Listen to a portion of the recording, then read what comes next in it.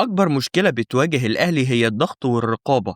هنا نظريا الموقف 3 على 3، ولكن عمليا هو تريزيجيه بس اللي بيضغط. الكرة اتلعبت في ظهر الدفاع، بس بصوا جوه ال 18 الموقف 2 على 1، وهاني المفروض يعمل التغطية العكسية ويراقب لعيب سموحة، بس طبعا راح متفرج.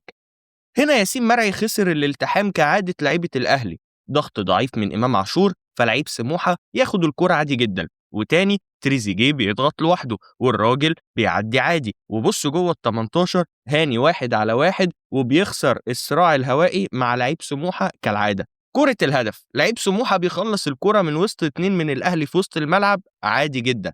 بالعمري في موقف 1 على 1 ومستني صمويل أمادي هيعمل إيه، ومفيش ضغط. حتى اللعيبة اللي راجعة تضغط أو تغطي راجعين وخلاص، محدش رايح يقفل على لعيب سموحة، وبالتالي بيشوط ويجيب جون.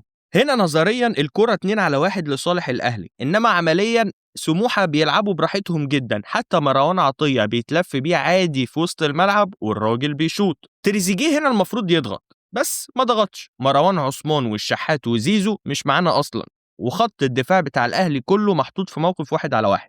ياسر كالعادة لا منه طلع وضغط ولا منه رجع وغطى. ياسين مرعي راح يضغط بس اداها لسموحة تاني. المفروض بالعمري بقى يضغط هنا جامد، بس برضه زي الجون بيتفرج على الراجل. واخيرا زيزو رجع بس منظر بس، وامام عاشور برضه هيحاول يضغط بس طلع كده وكده، وبرضه الكرة تتشاط ومصطفى شوبير يصد.